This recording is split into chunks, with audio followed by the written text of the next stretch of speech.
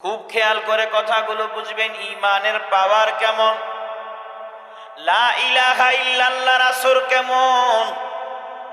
বলে আল্লাহর বান্দি আল্লাহর জন্য পাগল, আল্লাহর বান্দি ইসলাম ধর্মের অনুসারী। ভারতের জমিনে ডক্টরেট উপাধি অর্জন করলো, ডাক্তার হলো ডাক্তার। সবাই সিরিয়ালে একে একে পুরস্কার নেয়। এবার আমার কলিজার টুকরা মুসলমান বোনের পুরস্কার নেওয়ার পালা। বলে আমার কলিজার টুকরা মুসলিম বোন যখন হিজাব পরে ওই মন্ত্রীর সামনে দাঁড়াইয়া যায়, ভারতের নাপাক মন্ত্রী আমার বোন মুসলমান বোনের হিজাবটা ধরে টান মেরে খুলে ফেলে, পড়েন না নাউজুবিল্লাহ। এ আল্লাহর বান্দারা, হাজার হাজার মানুষ দেখলো, লক্ষ লক্ষ মানুষ দেখলো, সারা পৃথিবী মিডিয়ার মাধ্যমে দেখলো। আমার কলিজার টুকরা যুবতী বোন কোনো আওয়াজ করে না, তবে মিডিয়া তার দিকে যখন ক্যামেরাটা ঘুরাইল, মিডিয়া তালাশ করে দেখে চোখের মধ্যে পানিগুলো টপ টপ করে পড়তেছে। পড়েন সুবহানাল্লাহ। আরে আমার কলিজার টুকরা যুবতী বোনের তখন মনের হালতটা জানি কেমন, ও জানি কত কান্না করছে, ও জানি আল্লাহকে কতবার বলছে। আল্লাহর বান্দারা, সারা পৃথিবী তোলপার হয়ে গেল গত পরশু থেকে। ওই হিন্দু মন্ত্রী আমার বোনের হিজাব ধরে টান দেয়। এখন হিন্দু মন্ত্রীরা বা অন্য যারা আছে, যারা স্বাধীন চেতা মুসলমান, শুধু মুসলমান নয়, অন্য ধর্মের যারা আছে, তাদের কলিজার মধ্যেও আগুন লেগে যায়। পড়েন সুবহানাল্লাহ। তবে আমার মুসলিম বোন কোনো প্রতিবাদ করে নাই, শুধু তাকাই আছে। ওই তাকানোর মধ্যে চোখের পানিগুলো টপ টপ করে জমিনে পড়তেছে। বলে তাকানোটা এত মায়াবী তাকানো, তার এই তাকানোর কারণে সারা পৃথিবীর মানুষের, তার শুধু একা নয়, সারা পৃথিবীর মানুষ যে দেখছে সবার চোখের পানিগুলো পড়ছে। সুবহানাল্লাহ। এটা হলো ঈমানের পাওয়ার। ঈমান আছে তো গুনাহ হয়ে গেলে চোখে পানি। বলে ঈমান নাই, হাজার গুনাহ হয়, চোখে পানি নাই। যার ঈমান দুর্বল, বলে 80 বছর বয়সও বান্দা মিথ্যে কথা বলে, চোখে পানি নাই। চাষতলে বসে একের পর এক গীবত করে, বান্দার চোখে কোনো পানি নাই। একের পর এক মিথ্যার আওয়াজ দেয়, বান্দার কোনো চোখে পানি নাই। একের পর এক ধোঁকাবাজি করে, অন্যায় করে, বান্দার কোনো আফসোস নাই। আল্লাহর বান্দারা, বলে ঈমানের উপর মেহনত না থাকলে 80 বছর হালত এমন। আর যেই বান্দার ঈমানের উপর মেহনত আছে, দেখবেন আপনাদের এলাকার মসজিদে শীতের রাতে ফজরের নামাজের আজান হয়ে গেলে 10 থেকে 12 বছর বা 15 বছরের যুবকরাও শিশুরাও মাঝে মাঝে নামাজে হাজির হয়ে আছে না নাই? এটা হলো ঈমানের উপর মেহনত। মাদ্রাসার তালিবুল ইলম 7 বছর বয়স, এই 7 বছর বয়সে ও শীতের রাতে ঘুমায় না, ফজরের আজানের বহু আগে হেফজখানায় ডেকে দেয়।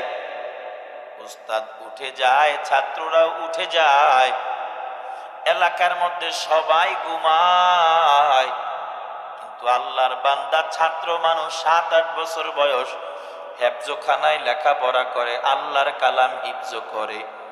বলে আল্লাহর বান্দা এই 7-8 বছর বয়সে ফজরের আজানেরও আধা ঘন্টা 1 ঘন্টা আগে উঠে ঠান্ডা পানিতে উযু করে নামাজের সিজদায় যাইয়া, রুকুতে যাইয়া নামাজ শেষ করে মুনাজাতে কান্না করে আর বলে, আল্লাহ ও দয়ার মালিক, আমার মাকে মাফ করে দেন, বাবাকে মাফ করে দেন।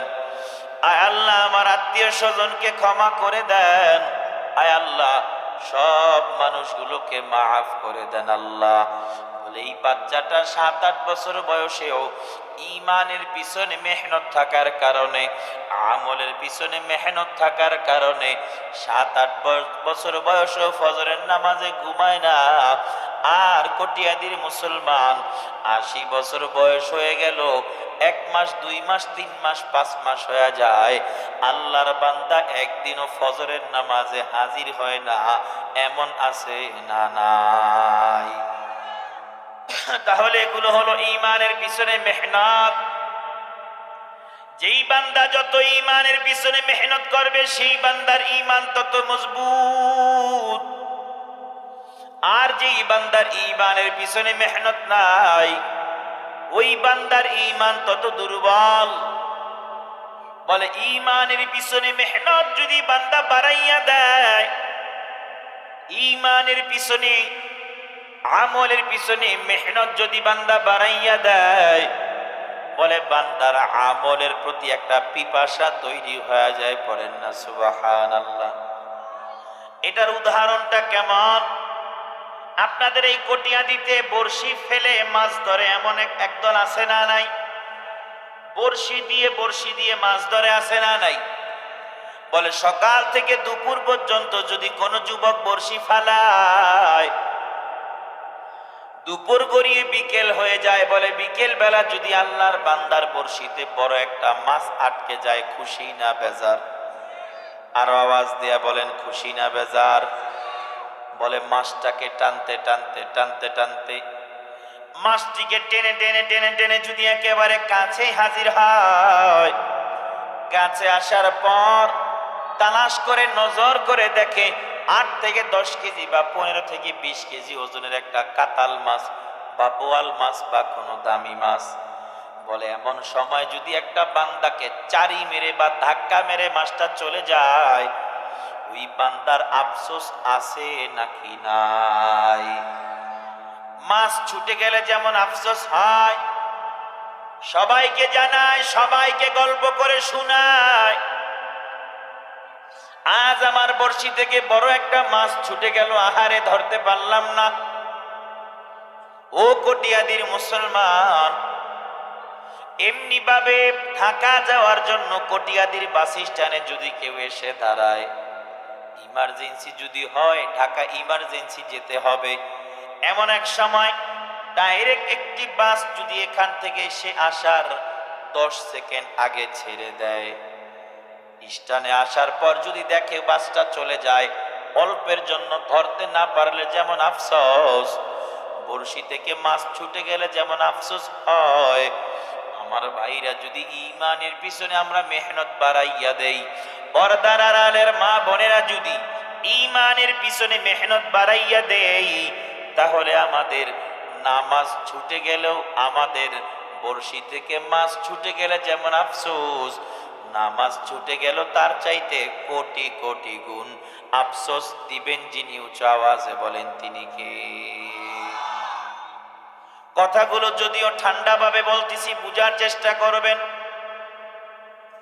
হয়তো উঁচু আওয়াজে বয়ান শুনতে পারবেন না, কিন্তু ইনশাআল্লাহ অন্তর থেকে বলতে পারি, কোরআন সুন্নাহর উসিলায়, কোরআন সুন্নাহ এবং হাদিসের আলোকে, সহিহ ওয়াকিয়ার আলোকে, ছোট হলেও অল্প সময়ের মধ্যে হলেও ভালো একটা ঈমানওয়ালা বয়ান শোনানোর চেষ্টা করব ইনশাআল্লাহ। তাহলে বলেন তো ভাই, যুবক ভাইরা বলো, বড়শি থেকে মাছ ছুটে গেলে যেমন আফসোস হয়, আল্লাহর বান্দারা গাড়ি সময় মতো না পেলে যেমন আফসোস হয়, পরীক্ষায় ফেল করলে যেমন আফসোস হয়, ও ভাইরা আমার, বলে নামাজের জন্য যদি কারো আফসোস হইতো, জোহরের নামাজটা কেন আমার ছুটে গেল, আহারে আহারে, আমার মতো কত যুবক আসরের নামাজ পড়লো, আমার আসরের নামাজটা কেন ছুটে গেল, আহারে আমার মতো কত যুবক মাগরিব আদায় করলো, আল্লাহর কুদরতি কদমে সেজদা দিল, কেন রে কেন, আমার মাগরিবটা ছুটে গেল কেন? এই কারণগুলো তালাশ করে যদি আমার কোন যুবক ভাই বের করত, আল্লাহকে সাক্ষী রেখে বলি, রে যুবক শোন, একদিন 2 দিন 3 দিন আল্লাহ তোমার নামাজ তোমার কাছ থেকে ছুটাইতো না, ঠিক কিনা বলেন না? পর্দার আড়ালের মা বোনেরা আপনারাও শুনুন, তাহলে ঈমানের জন্য যদি কোনো বান্দার আফসোস হয়, আমলের জন্য যদি কোনো বান্দার আফসোস হয়, বলে বান্দার আফসোস বান্দার আমলের চাইতে বেশি নেকির মালিক আল্লাহ বানাইয়া দেয়। পাকিস্তানের মুফতি জাস্টিস তকি উসমানী দামাত বারাকাতুহুম, পাকিস্তানের মুফতি জাস্টিস তকি উসমানী দামাত বারাকাতুহুম একটি কিতাব লেখলেন, নাম হলো ইসলাহি খুতুবাত। পর্দার আড়ালের মা বোনের আপনারাও খেয়াল করে শুনবেন। এই মাঠের মধ্যে বসা ভাইরা, আশেপাশে ঘোরাঘুরি করো যারা ভাইরা, খুব খেয়াল করে কথাগুলো শুনবা। ইসলাহি খুতুবাত নামক একটি কিতাব লিখেছেন, সেই কিতাবের আবার বাংলা ও বঙ্গানুবাদ হইল। ওই কিতাবের মধ্যে তিনি একটি ঘটনা আনলেন যে বান্দার যদি আমলের প্রতি আফসোস হয়, দয়ার আল্লাহ দয়া করে আমল করলে যেই পরিমাণ লাভ হইতো, আফসোস হলে আল্লাহ তার চাইতো বেশি লাভ বান্দাকে দিতে পারেন। এই পাওয়ার, এই ক্ষমতার আল্লাহর আছে না নাই? আব্দুল্লাহ ইবনুল মুবারক নামের এক আল্লাহর ওলি বুজুর্গ, সারা জাহানের মধ্যে পরিচিত বুজুর্গ, বলে সারা দিন শুধু দারসে তাদরিসের আমল, আবার সারা রাত নফল আমল। আল্লাহর বান্দা সারা দিন আমল করে, দারস তাদরিস, ছাত্রদেরকে পড়ায়, কিতাবাদি লেখা পড়া করে, নিজেও কিতাব লেখে, দর্সের সাথে জড়িত, ছাত্রদেরকে ইলমে কুরআন পড়ায়। আবার রাতের বেলা ঘুমায় না, রাতের বেলা আমল। এভাবে জগৎ বিখ্যাত হয়ে যায় আব্দুল্লাহ ইবনুল মুবারক। সবার কানে কানে কানে কানে আমলওয়ালা আব্দুল্লাহ ইবনুল মুবারকের নাম, বলে সবাই তাকে চিনে, সবাই তাকে জানে। আল্লাহর বান্দা বয়স শেষ পর্যায়ে চলে আসলো। এভাবে একদিন হঠাৎ করে আল্লাহর বান্দা মারা যায়। এ বুজুর্গ ওলি মারা যাওয়ার পর অনেকেই তার জন্য দোয়া করে, অনেকেই তার জন্য নামাজ পড়ে দোয়া করে। এ আল্লাহর বান্দারা বলে ওই বুজুর্গ মারা যাওয়ার কিছুদিন পর তার শাগরিদ অথবা অন্য রেওয়ায়েতে পাওয়া যায় ওই এলাকার অন্য এক বুজুর্গ বান্দা স্বপ্ন যোগে তাকে দেখলো। পর্দার আড়ালের মা বোনেরা খুব খেয়াল করে শুনবেন। বলে আব্দুল্লাহ ইবনুল মুবারক দুনিয়া থেকে বিদায়। আল্লাহর বান্দা বুজুর্গ ওলি স্বপ্ন যোগে মৃত আব্দুল্লাহ ইবনুল মুবারককে দেখলো। আব্দুল্লাহ ইবনুল মুবারককে দেখে জিজ্ঞাসা করে, ও আব্দুল্লাহ ইবনুল মুবারক, আপনি তো জগৎ বিখ্যাত বুজুর্গ ছিলেন, বড় ওলি, জানতে বড় মন চায় আপনার ইন্তেকালের পর আল্লাহ তাআলা আপনার সাথে কি মুআমালাত করেছে, কি প্রতিদান দিয়েছে, জানতে বড় মন চায়। আব্দুল্লাহ ইবনুল মুবারক ডেকে বলে, ও শোনো, আমি আব্দুল্লাহ ইবনুল মুবারক যদিও জগৎ বিখ্যাত ওলি ছিলাম, যদিও আমল করেছি, আলহামদুলিল্লাহ আল্লাহ তাআলা আমার আমলের পরিবর্তে আমাকে আল্লাহ তাআলা জান্নাত দান করছে। বলেন সুবহানাল্লাহ। স্বপ্ন যোগে জান্নাতের কথা শুনে খুশি হয়। এর পরক্ষণে আব্দুল্লাহ ইবনুল মুবারক আবার বলে, তবে ভাই শোনো, যদিও আল্লাহ আমাকে জান্নাত দিছে, কিন্তু আমি আব্দুল্লাহ ইবনুল মুবারক এত বড় জান্নাত পাই নাই। আমার বাড়ি দুনিয়ার জমিনে যেই জায়গায় ছিল, আমার বাড়ির সামনে একজন গরিব কামার বেচারা ছিল। কামার সারাদিন দাবটি খন্তা কুড়াল বানাইতো, লোহা গলাইয়া দাবটি খন্তা কুড়াল বানাইতো। যেই কামার, তাকে তেমন মানুষ চিনত না, জানতো না, তেমন কোনো সম্মানও করত না। আমার ইন্তেকালের কিছুদিন পর ওই কামার বেচারাও মারা গেল। কিন্তু আফসোসের কথা হলো, আমি আব্দুল্লাহ ইবনুল মুবারক যদিও সারা জাহানের মধ্যে আমলওয়ালা বুজুর্গ হিসেবে পরিচিত, কিন্তু কামারকে কেউ চিনে না। এরপরেও কামারের কি যেন গোপন আমল ছিল। আমি আব্দুল্লাহ ইবনুল মুবারক যত বড় জান্নাত পাইছি, আল্লাহ তাআলা কামারকে কামারের গোপন আমলের কারণে আমি বুজুর্গ আব্দুল্লাহ ইবনুল মুবারকের চাইতেও বড় জান্নাত দান করছে। সুবহানাল্লাহ। আব্দুল্লাহ ইবনুল মুবারক বলার পরে ওই বুজুর্গ বান্দা স্বপ্ন যোগে বলে, তাই নাকি? বলে হ্যাঁ। এবার যখন শুনলো কামার পাইল আব্দুল্লাহ ইবনুল মুবারকের চাইতেও বড় জান্নাত, ওই বুজুর্গর ঘুম নাই, বাকিটা রাত্র আমল করে কান্না করে করে কাটায় আর বলে আল্লাহ আল্লাহ, কামারের এমন কি আমল হতে পারে যে আমলের বদৌলতে আপনি তাকে আব্দুল্লাহ ইবনুল মুবারকের চাইতেও বড় জান্নাতের মালিক বানাইলেন? অবশ্যই আমাকে গোপন আমলের কথাগুলো জানতে হবে। সকালের অপেক্ষায় বলে ফজরের নামাজ আদায় করে বুজুর্গ আর ঘুমায় না, হাঁটি হাঁটি পা পা করে আব্দুল্লাহ ইবনুল মুবারকের সামনের বাড়িতে কামারের বাড়ির দরওয়াজায় হাজির হয়ে গেল। ঘরের দরজায় এসে সালাম দেয়, আসসালামু আলাইকুম ওয়া রাহমাতুল্লাহ। কে আছেন বাসায় হাজির? ভেতর থেকে সালামের জবাব। বলেন আপনি কি জানতে চান? কে আপনি? রে আগন্তুক। আগন্তুক আল্লাহর বান্দা চেয়ে ডেকে বলে, ও বোন, ও কামারের বিবি সাহেবা, শোনো, আপনার স্বামী কিছুদিন আগে মারা গেছে। বলে হ্যাঁ। বলে আমি আপনার কাছে একটা জিনিস জানতে চাই, আপনি আমাকে দিবেন কিনা বলেন। কামারের বিবি সাহেবা বলে, ও ভাই, আমার স্বামী গরিব মানুষ, আমরা দিন আনতাম দিন খাইতাম, স্বামী আমার মারা গেল, আমি এমনিতেই অসহায়, আপনি যদি আমার কাছে কিছু চান, আমার কাছে দেওয়ার মতো তো তেমন কিছু নাই। আমার স্বামী ছিল বড় গরিব,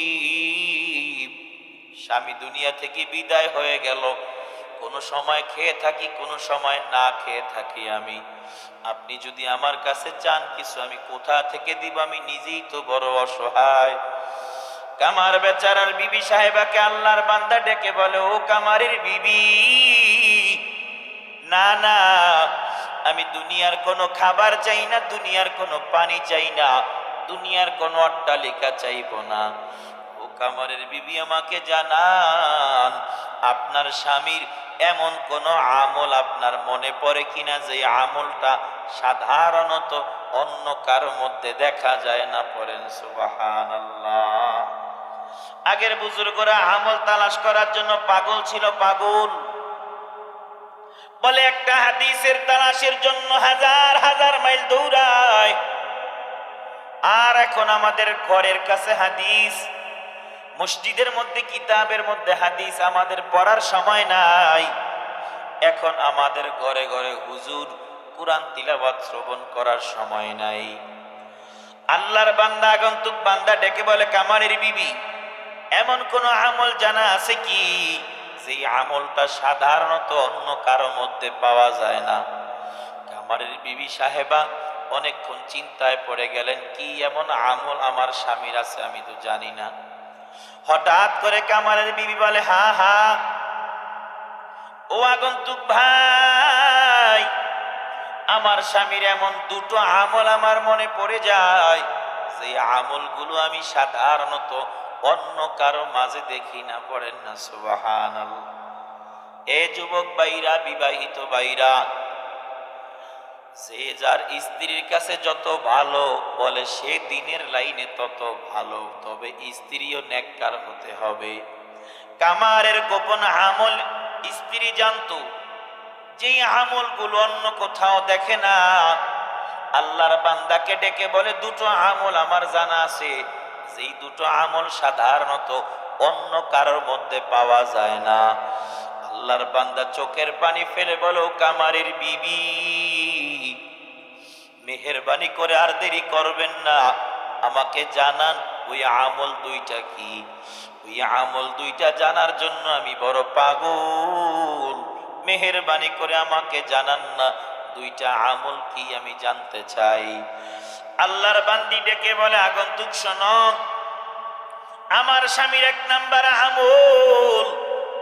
নাম্বার আমল ছিল, আমার স্বামী যখন কাজ করত, খুব খেয়াল করে শুনবেন।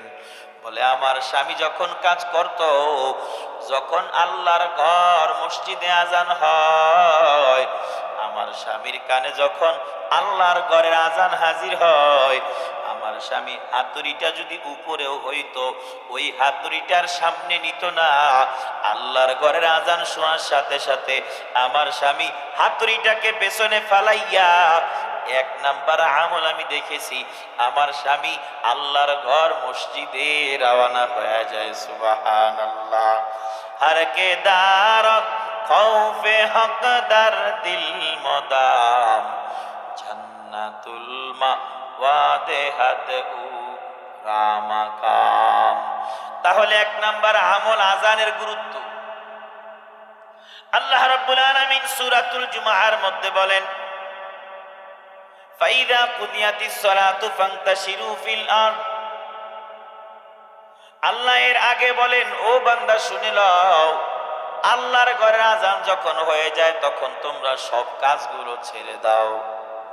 আল্লাহর বান্দা কামারের বিবি ডেকে বলে, শোনো, এক নাম্বার আমল হইল, আমার স্বামীর কানে যখন আজান বাজতো, ওই হাতুড়িটাকে আর সামনে নিত না, হাতুড়িটাকে পিছনে ফেলে আমার স্বামী আল্লাহর ঘর মসজিদে চলে যায়। সুবহানাল্লাহ। বলে শুধু যে আল্লাহর ঘর মসজিদে আমার স্বামী চলে যায় তা না, আল্লাহর ঘর মসজিদে যায় আর আমাকে ডেকে বলো, বিবি আমি আল্লাহর ঘর মসজিদে রওনা, খবরদার খবরদার তুমি আর দুনিয়াবি কোনো কাজে হাত লাগাইবা না। আল্লাহর ঘর থেকে আজান চলে আসলো, এখন আমাদের দুনিয়ার আর কোনো কাজকর্ম হবে না।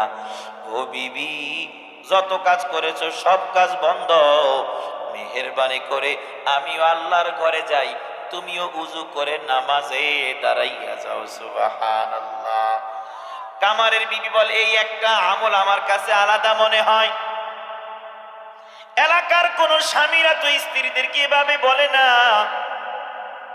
অনেক স্বামীরা আছে একা একা তাবলিগে যায়, স্ত্রী এলাকার মধ্যে সবচাইতে বড় বেপরদা, আছে না নাই? কথা বলেন, আছে না নাই? এই অনেক স্বামীর আছে এলাকায় তাবলিগে সময় লাগায়, কিন্তু স্ত্রী পর্দা করে না, এমন আছে না নাই? অনেকে আছে সবচাইতে বড় বড় দান সৎকা করে, কিন্তু স্ত্রী কথা শোনে না, স্ত্রী পর্দা করে না, স্ত্রী নামাজ পড়ে না, এমন আছে না নাই? বলে আমার স্বামী বেচারা, এক নাম্বার আমল আমার স্বামীর বেচারার যে আমলটা আমার কাছে আলাদা মনে হয়, বলে এলাকার আর কোন পুরুষ স্ত্রীদেরকে আমল করার জন্য এত পেরেশানি দেয় না, আমার স্বামী বেচারা নিজেও আমল ছাড়া থাকে না আর আমাকেও আমল ছাড়া রাখে না। পড়েন সুবহানাল্লাহ। আগন্তুক এবার ডেকে বলে, কামারির বিবি দ্বিতীয় আমল কি জানতে চাই? কামারের বিবি এবার চোখের পানি ফেলে বলো, ভাই আমার স্বামীর দ্বিতীয় আমল হলো গরমের সময় হাজির।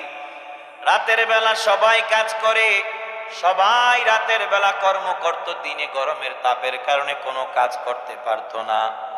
আমার স্বামীও দা বটি খন্তা কুড়াল বানায়, তবে রাতের বেলা আমি প্রায় সময় আমার স্বামীর পাশে বসা থাকতাম।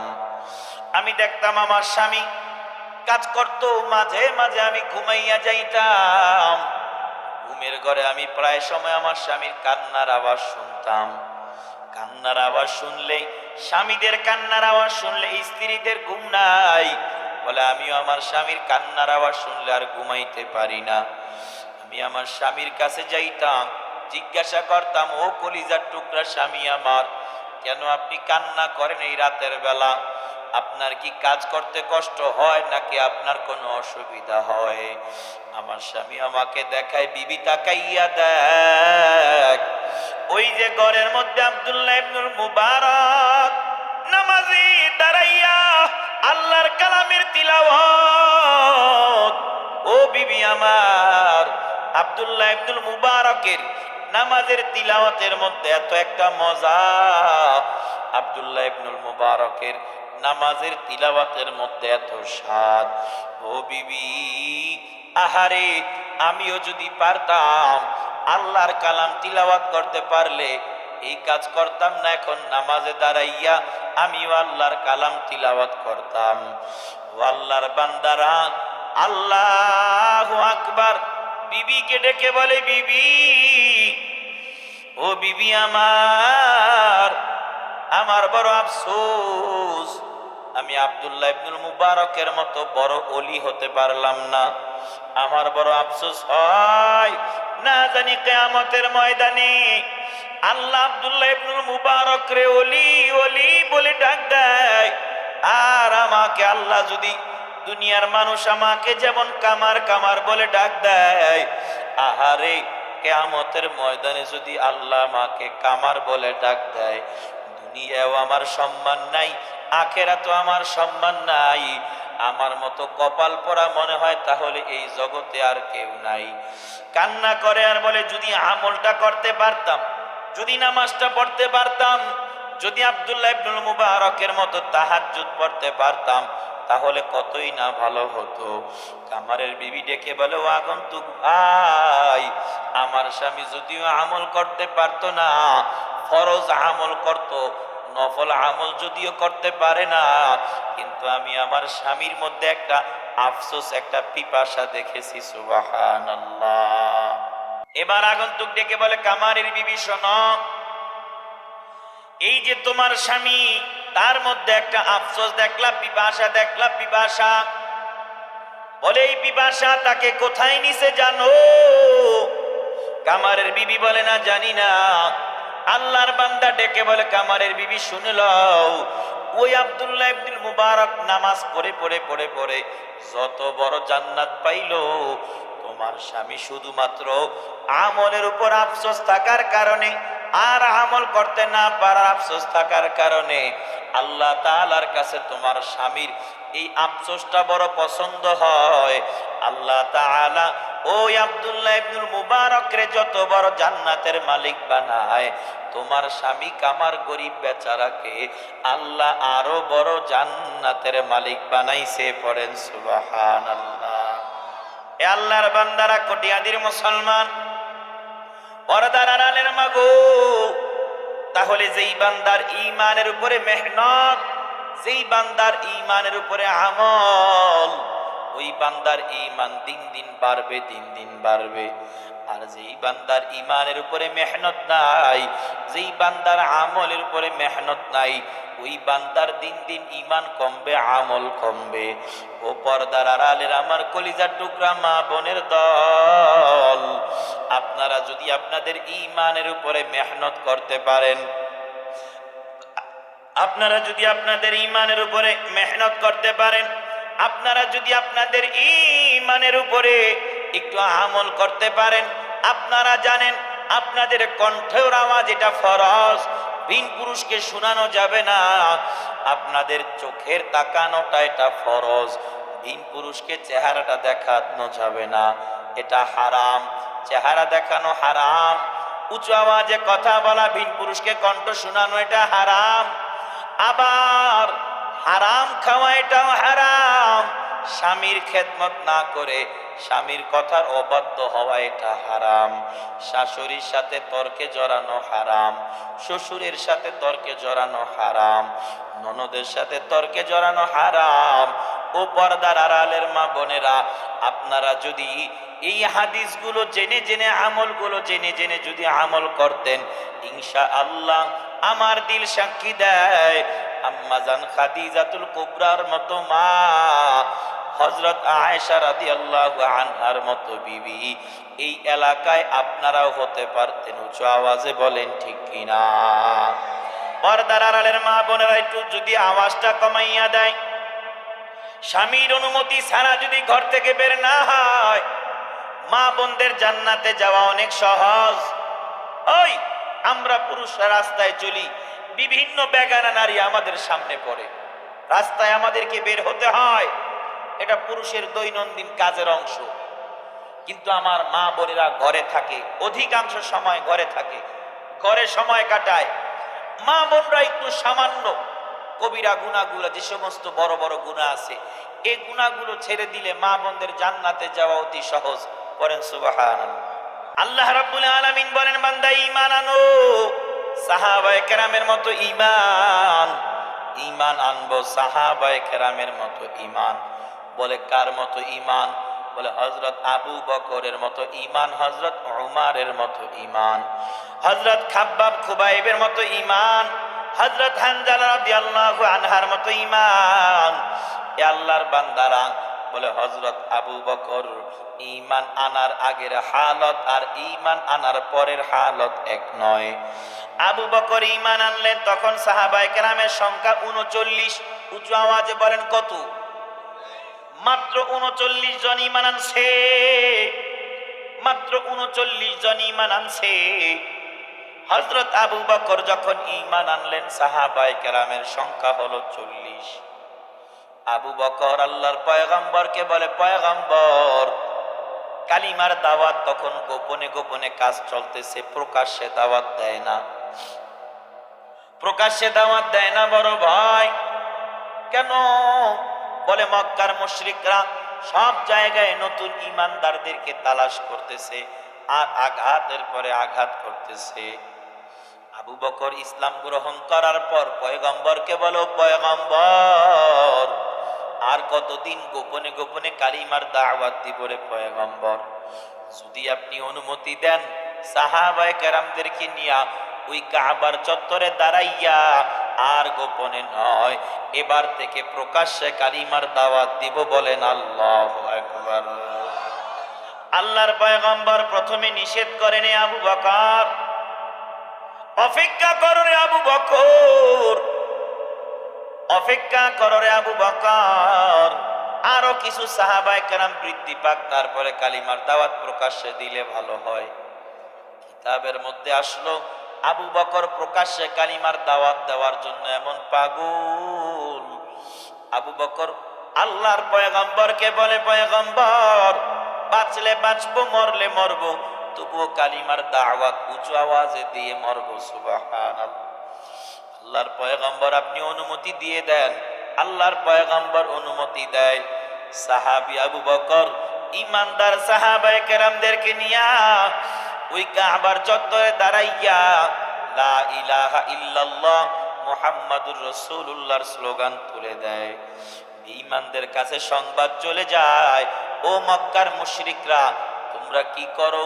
তাকাইয়া দেখো আবু বকর কালিমার দাওয়াত, তাওহীদের দাওয়াত, ঈমানের দাওয়াত প্রকাশ্যে মক্কার চত্বরে দাঁড়াইয়া দিতেছে। বেঈমানেরা পাগল পারা হয়ে যায়। কেউ বলে আবু বকরকে থামাও। কিভাবে আবু বকরকে দমানো যায়? হযরতে আবু বকরকে দমানোর জন্য, হত্যা করার জন্য সবাই পাগল পারা। খঞ্জর, পল্লব, তীর, ধনুক যার কাছে যা নিয়ে আছে সবাই সব নিয়ে রওয়ানা। আবু বকর সাহাবায়ে কেরামদেরকে নিয়ে কাবার চত্বরে, বেঈমানরা চতুর্দিকে হাজির। কিতাবের মধ্যে আসলো বেঈমানরা হযরতে আবু বকর ও সাহাবায়ে কেরামের উপরে ঝাঁপাইয়া পড়লো। প্রথমে সাহাবায়ে কেরাম বাধা দেওয়ার চেষ্টা করলো, কিন্তু বেঈমানের গোষ্ঠী বেশি হলো, মুশরিকদের দল অনেক ভারী, এই জন্য সাহাবায়ে কেরামের বাধা তারা মানে না। এ আল্লাহর বান্দারা, হযরতে আবু বকরের গায়ের উপরে আঘাতের পরে আঘাত, সাহাবায়ে কেরামের শরীরে আঘাতের পরে আঘাত দেয় মুশরিকদের দল। এইদিকে বনু তামিম গোত্রের লোক ছিলেন আবু বকর। কেউ একজন দৌড়াইয়া যাইয়া খবর দেয়, ও বনু তামিমের গোত্রের লোকেরা শোনো, তোমাদের গোত্রের লোক আবু বকরকে কাবার চত্বরে মুশরিকরা মেরেই ফেলল। সবাই দৌড়াইয়া হাজির। এ আল্লাহর বান্দারা, আবু বকর অচেতন হয়ে কাবার চত্বরে পড়ে আছে, শরীরের প্রত্যেকটা অংশ থেকে রক্ত ঝরতেছে আবু বকরের। আবু বকর মারা গেল এটা ভেবে সবাই আবু বকর কিয়ামত অবস্থায় রেখে চলে গেল। বনু তামিমের গোত্রের লোকেরা আবু বকরকে তার ঘরে নিয়ে যায়। আম্মা জান আবু বকরের কাছে হাজির। বনু তামিমের গোত্রের লোকেরা চেষ্টা করতেছে আবু বকরকে জ্ঞান ফিরানোর জন্য চেষ্টা। দীর্ঘ সময় হয়ে গেল, বেঈমানদের আঘাত, শরীর থেকে এত পরিমাণে রক্ত ঝরলো, আবু বকরের জ্ঞান ফিরে না। সকাল গড়িয়ে দুপুর হয়ে গেল, দুপুর গড়িয়ে বিকেল হয়ে গেল, হযরতে আবু বকরের জ্ঞান ফিরে না। আম্মা জান শিওরে দাঁড়িয়েছে, বনু তামিমের গোত্রের লোকেরা দাঁড়াইয়াছে। এমত অবস্থায় বলে শেষ বিকেলে হযরত আবু বকর প্রথম চোখ মেলে তাকায় পড়েন সুবহানাল্লাহ। আবু বকর চোখ মেলে তাকানোর পর বনু তামিমের গোত্রের লোকেরা মনে করেছিল আবু বকর মনে হয় আম্মার কথা জিজ্ঞাসা করবে, আবু বকর মনে হয় সন্তানদের কথা জিজ্ঞাসা করবে। হযরত আবু বকর মনে হয় এইভাবে স্ত্রীর কথা জিজ্ঞাসা করবে, কিন্তু হযরত আবু বকর স্ত্রীর কথাও জিজ্ঞাসা করে না। হযরত আবু বকর মায়ের কথাও জিজ্ঞাসা করে না।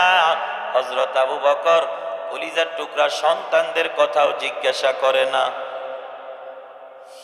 হযরত আবু বকর এক নম্বরে জিজ্ঞাসা করে, ও আমার গোত্রের লোকেরা আমাকে জানাও আমার মায়ার নবী মুহাম্মাদুর রাসূলুল্লাহ কেমন আছে? সুবহানাল্লাহ। আম্মা জান বলে, রে আবু বকর, আমি মা তোর সিনার কাছে হাজির। ও আবু বকর, আমি মার কথা কি তোর মনে পড়ে না? আমার কথা কেন জিজ্ঞাসা করলি না? ও আবু বকর, তোর সন্তানদের কথা কেন জিজ্ঞাসা করলি না? তোর নিজের কথা কেন জিজ্ঞাসা করলি না? এলাকার বনু তামিমি গোত্রের লোকেরা বলে, রে আবু বকর, যেই মুহাম্মদের কথা বলার কারণে, যেই মুহাম্মদের সাথে চলার কারণে আজ তোমার এই হালত, আজ তোমার এই অবস্থা। ও আবু বকর, আবার জ্ঞান ফিরার সাথে সাথে সেই মুহাম্মদের নামটাই তুমি কেন নিলা? মার কথা কেন জিজ্ঞাসা করলা না? বাবার কথা কেন একবার জিজ্ঞাসা করলে না? কলিজার টুকরা সন্তানদের কথা কেন একবার জিজ্ঞাসা করলে না? আবু বকর চোখের পানি ফেলে কান্না করে আর বলে, ও আমার গোত্রের লোকেরা শুনে নাও, আমার মতো আবু বকর বাঁচলেই কি আর মরলেই কি, আমার মতো আবু বকর থাকলেই কি আর মরলেই কি, কিন্তু রহমাতুল লিল আলামিন পয়গম্বর, ওই পয়গম্বরকে না বানাইলে আসমান বানাইতো না আল্লাহ, ওই পয়গম্বরকে না বানাইলে জমিন বানাইতো না আল্লাহ। ওই আল্লাহ আমার পয়গম্বরকে যদি বাঁচাইয়া দেয়, আমার পয়গম্বর যদি বেঁচে যায়, তাহলে ইসলাম বেঁচে থাকবে, মুসলমানদের সংখ্যা বেঁচে থাকবে। আল্লাহর বান্দারা, বনু তামিমের গোত্রের লোকেরা রাগ হইয়া চলে যায়। মা রাগ হতে পারে না, গোসা হতে পারে না। মা এবার ডেকে বলে, আবু বকর, শরীর থেকে প্রচুর পরিমাণে রক্ত ঝরলো, ও বাবা আর গোসা করবা না, আর রাগ করবা না, আসো আমি মায়ের হাতে কয়েক লোকমা খানা খাইয়া লও। এবার আবু বকর কসম করে বলে, ও মা, আল্লাহর কসম, যেই মুহাম্মাদুর রাসূলুল্লাহর জন্য আমি আমার জানটাও দিতে রাজি। ও মা, যতক্ষণ পর্যন্ত আমি আমার কলিজার টুকরা নবীর সংবাদ না পাবো, আমি আবু বকর একটা দানাও ধরে মুখে দিব না। পড়েন সুবহানাল্লাহ। একটা দানাও ধরে আমি মুখে দিব না, এটা হযরত আবু বকরের ঘোষণা। হযরত আবু বকরের আম্মা জান, হযরত আবু বকরের আম্মা জান বলে, আবু বকর, যদিও খানা না খাও, ও বাবা আমার, অন্তত এক ঢোক পানি পান করে লও। শরীরের সমস্ত পানিগুলো তোমার ঝরে গেল, এক ঢোক পানি হলেও তুমি পান করে লও। আবু বকর আবারও বলে, আম্মা, যতক্ষণ পর্যন্ত আমি আমার নবীর সংবাদ না পাবো, এক ঢোক পানি তো দূরের কথা, এক ফোঁটা পানিও আমি ধরে মুখে দিব না। সুবহানাল্লাহ। এ আমার কটিয়াদির মুসলমান ও পর্দার আড়ালের মা বোনেরা, তাহলে আল্লাহ রাব্বুল আলামিন বলেন, বান্দা ঈমান আনো সাহাবায়ে কেরামের মতো ঈমান। বলে সাহাবায়ে কেরাম ঈমান আনছে, ঈমান আনার পর সাহাবায়ে কেরাম আল্লাহকে ও আল্লাহর পয়গম্বরকে কলিজা দিয়ে মহাব্বত করেছে। সাহাবায়ে কেরাম ঈমান আনার পর মসজিদকে, মাদ্রাসাকে মহাব্বত করেছে। সাহাবায়ে কেরাম ঈমান আনার পর আর জবান দিয়ে মিথ্যে কথা বলে নাই। সাহাবায়ে কেরাম ঈমান আনার পর আর চগলখড়ি করে নাই। সাহাবায়ে কেরাম ঈমান আনার পর আর নামাজ ছাড়ে নাই। সাহাবায়ে কেরাম ঈমান আনার পর আর ধোঁকাবাজি করে নাই।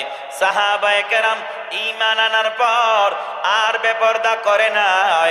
সাহাবায়ে কেরাম ঈমান আনার পর আর এইভাবে অন্যায় অত্যাচার করে নাই। ইনশাআল্লাহ এমন একটা নিয়ত কি করা যায় না? সাহাবায়ে কেরামের মতো ঈমান এনে আমরাও আর মিথ্যে কথা বলবো না, আমরাও আর চগলখড়ি করব না, আমরাও আর কাউকে গালি দিব না, আমরাও আর নামাজ ছাড়ব না, রমজানুল মুবারকে আমরাও আর রোজা ছাড়ব না। পর্দার আড়ালের মা বোনেরা, এমন একটা নিয়ত কি করা যায় না? ইনশাআল্লাহ আম্মাজান খাদিজার মতো ঈমান এনে, মা ফাতেমার মতো ঈমান এনে, আসিয়া রাদিয়াল্লাহু আনহার মতো ঈমান এনে আমরা কটিয়াদির মা বোনেরা আর উঁচু আওয়াজে কথা বলবো না, আর স্বামীদের কথার অবাধ্য হইব না, আর বেনামাজির খাতায় নাম লিখাইব না, আর ধোঁকাবাজি করব না, এক ভাষার কথা আরেক ভাষায় গিয়ে বলবো না। এমন একটা নিয়ত যদি আমাদের হয়, আর যদি মনে মনে একটা নিয়ত করতে পারি, আল্লাহ দুনিয়ার জমিনে মুশরিকরা মসজিদ ভেঙ্গে দেয়, মাদ্রাসা ভেঙ্গে দেয়,